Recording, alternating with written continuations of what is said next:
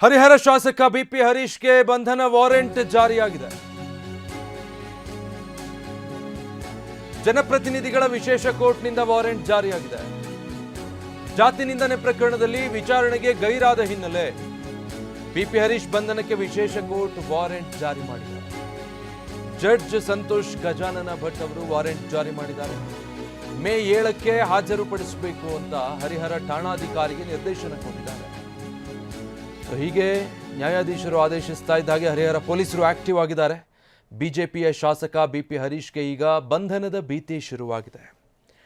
ಜಾತಿ ನಿಂದನೆ ಪ್ರಕರಣ ಅದರ ವಿಚಾರಣೆಗೆ ಹಾಜರಾಗಬೇಕಾಗಿತ್ತು ಶಾಸಕ ಬಿಪಿ ಹರೀಶ್, ಆದರೆ ಹಾಜರಾಗಿಲ್ಲ. ಹೀಗಾಗಿ ಅವರ ವಿರುದ್ಧ ವಿಶೇಷ ನ್ಯಾಯಾಲಯ ಈ ಬಂಧನದ ವಾರೆಂಟನ್ನು ಹೊರಡಿಸಿದೆ. ಮೇ 7ಕ್ಕೆ ಅವರನ್ನು ಬಂಧಿಸಿ ಮೇ 7ನೇ ತಾರೀಕು ನ್ಯಾಯಾಲಯದ ಮುಂದೆ ಹಾಜರುಪಡಿಸಿ ಅಂತ ಹೇಳಿ ನ್ಯಾಯಾಧೀಶರು ಆದೇಶ ಕೊಟ್ಟಿರೋದ್ರಿಂದ ಈಗ ಪೊಲೀಸರು ಕೂಡ ಆಕ್ಟಿವ್ ಆಗಿದ್ದಾರೆ.